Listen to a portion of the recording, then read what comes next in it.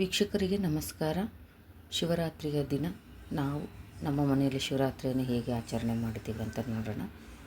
ಮೊದಲಿಗೆ ಸಂಜೆ ಇದು ರಂಗೋಲಿ ಹಾಕಿಬಿಟ್ಟು ಆನಂತರ ಪೂಜೆ ಸಾಮಾನೆಲ್ಲ ಈ ಥರ ರೆಡಿ ಮಾಡ್ಕೊಂಡಿದ್ದೀನಿ. ಬಿಲ್ಪತ್ರೆ, ತುಂಬೆ ಹೂವು, ಪೂಜೆಗೆ ಏನೇನು ಬೇಕು, ಪಂಚಾಮೃತ, ಅಭಿಷೇಕ, ಹಾಗೆ ನಮಗೆ ನಮ್ಮ ಮನೇಲಿ ಮಾಡೋ ಪದ್ಧತಿ ಪ್ರಕಾರ ನಾವು ಮಾಡ್ತೀವಿ ವೀಕ್ಷಕರೇ. ನಮ್ಮ ಮನೇಲಿ ಸಣ್ಣದು ಶಿವಲಿಂಗ, ಈಶ್ವರ, ನಂದಿ, ಹಾಗೆ ನಮ್ಮ ಇಷ್ಟಲಿಂಗಗಳನ್ನು ಇಟ್ಬಿಟ್ಟು ನಾವು ಅವತ್ತು ಎಲ್ಲ ದೇವರಿಗೂ ಪಂಚಾಮೃತ ಅಭಿಷೇಕ ಮತ್ತು ಬಿಲ್ವ ಸ್ತೋತ್ರ ಶತನಾಮಾವಳಿಯನ್ನು ನಾವು ಮಾಡ್ತೀವಿ. ಒಬ್ಬೊಬ್ಬರಾಗಿ ಮಾಡಿಕೊಂಡು ಆನಂತರ ಎಲ್ಲ ದೇವರನ್ನು ಇಟ್ಬಿಟ್ಟು ನಾವು ಅಭಿಷೇಕ ಮಾಡ್ತೀವಿ ವೀಕ್ಷಕರೇ. ಇದು ನಾವು ತುಂಬ ವರ್ಷದಿಂದ ಒಂದು ಆಚರಣೆ ಮಾಡ್ಕೊಂಬಂದಿರ್ತಕ್ಕಂಥ ಒಂದು ಪದ್ಧತಿ. ಹಾಗಾಗಿ ನಾವು ಅವತ್ತಿನ ದಿನ ಈ ಥರ ಎಲ್ಲ ರೆಡಿ ಮಾಡಿಕೊಂಡು ಪೂಜೆನ ಪಂಚಾಮೃತ ಅಭಿಷೇಕ ನಾವು 4 ಜನ ಮಾಡೋದ್ರೊಳಗೆ ಮಾಮೂಲು ಟೈಮ್ ಆಗೇ ಆಗುತ್ತೆ.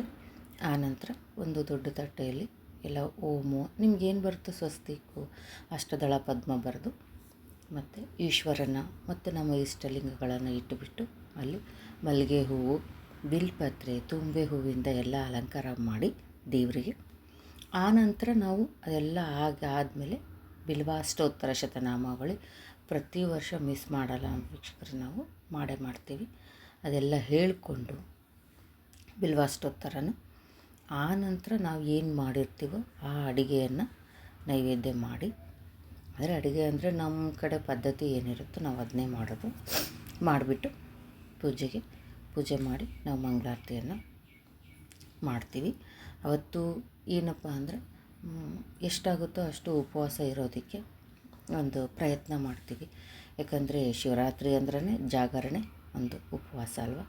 ಹಾಗಾಗಿ ಕೊನೆಗೆ ಒಂದು ಮಂಗಳಾರತಿಯನ್ನು ಹಾಡಿಬಿಟ್ಟು ಅವತ್ತಿನ ಒಂದು ಪೂಜೆಯನ್ನು ನಾನು ಸಂಪೂರ್ಣ ಮಾಡಿದ್ದೀನಿ ವೀಕ್ಷಕರು.